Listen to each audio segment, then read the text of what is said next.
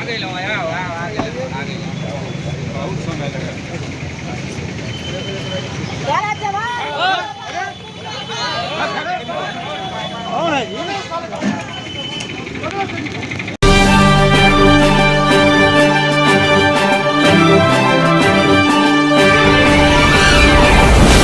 में चौपाल कर लौट रहे भाजपा प्रत्याशी दारा सिंह चौहान पर एक युवक ने काली स्याही फेंक किया स्वागत, जिसका वीडियो सोशल मीडिया पर तेजी से वायरल हो रहा है। एक जानकारी के अनुसार भाजपा प्रत्याशी दारा सिंह चौहान रविवार को कोपागंज ब्लॉक के अदरी स्थित एक कॉलेज में जन चौपाल के बाद वापस दूसरे कार्यक्रम में जा रहे थे।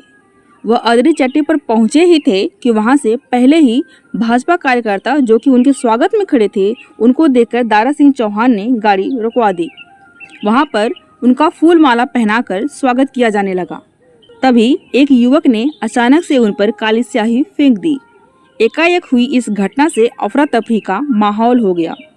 इसके बाद दारा सिंह चौहान बिना प्रचार के ही वापस लौट गए। आपको बता दें कि उत्तर प्रदेश में मऊ जिले के घोसी विधानसभा सीट पर उपचुनाव होने वाला है। घोसी उपचुनाव के लिए बीजेपी ने दारा सिंह चौहान को उम्मीदवार बनाया है। रविवार को जिले के थाना सराय लखानसी क्षेत्र के अदरी गांव के पास प्रचार के समय दारा सिंह चौहान पर काली स्याही फेंकी गई। दारा सिंह चौहान के कार से उतरने पर कार्यकर्ता उनका स्वागत कर रहे थे, तभी बीच से किसी ने आकर उन पर काली स्याही फेंक दी। इस दौरान स्याही दारा सिंह चौहान की आंखों में भी चली गई। इससे वहां अफरा तफरी का माहौल हो गया। वहीं पीछे खड़े उनके गार्ड ने उन्हें तुरंत साइड किया और आरोपी को पकड़ने के लिए चले गए। स्याही गिरने से आसपास खड़े लोगों के कपड़े भी खराब हो गए। स्याही फेंके जाने पर दारा सिंह चौहान ने समाजवादी पार्टी पर हमला बोला। उन्होंने कहा कि घोसी उपचुनाव में सभी के सारे समीकरण ध्वस्त हो चुके हैं। हमें हर धर्म का व्यापक समर्थन मिल रहा है। भारी मतों से बीजेपी जीतने जा रही है।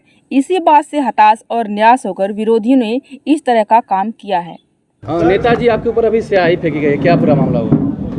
देखिए, आप सभी लोग जानते हैं जिस तरीके से देश में आदरणीय मोदी जी और उत्तर प्रदेश के मुख्यमंत्री आदरणीय योगी जी की लोकप्रियता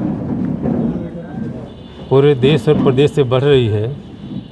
और आज उनके सरपरस्ती में जो उत्तर प्रदेश में घोसी विधानसभा का चुनाव होने जा रहा है, सारे समीकरण ध्वस्त हो चुके हैं। भारतीय जनता पार्टी के प्रत्याशी को इस घोसी उपचुनाव में हर समाज को, हर धर्म मजहब के लोगों का व्यापक समर्थन हासिल हो रहा है और भारी बहुमत से घोसी उपचुनाव भारतीय जनता पार्टी जीतने जा रही है। इससे हताश और निराश होकर के जो विरोधी है, ये इस तरीके का जो कुकृत्य कर रहा है, इससे लोगों में बहुत बड़ा गुस्सा है और मुझे लगता है इसका निश्चित रूप से जो असर पड़ेगा, क्योंकि पूरी की पूरी साजिश है। क्योंकि हर तरह का जो उनका सामाजिक वो था पार्टी का, वो पूरी तरीके से बिखर चुका था। इससे हताश और निराश होकर के इस तरीके के जो विरोधी दल के लोग जो कुकृत्य कर रहे हैं, इसका जवाब 5 तारीख को पूरे घोसी की जनता जो है कमल के बटन दबा करके पूर्ण बहुमत, भारी बहुमत से जिता करके इसका जवाब देगी। घटना बता दीजिए, क्या घटना हुआ है? क्या घटना हुई थी? भाई, हम लोग तो यहाँ से डांडी पे मीटिंग करके गए। डांडी से मीटिंग करके बाद अदरी चट्टी पे पार्टी के कार्यकर्ताओं जो बूथ के थे, सेक्टर के प्रभारी अध्यक्ष थे, उनके बीच में पार्टी की मीटिंग होनी थी। जब हम लोग गाड़ी से उतरे हैं, लोग जिंदाबाद का नारा लगा रहे थे।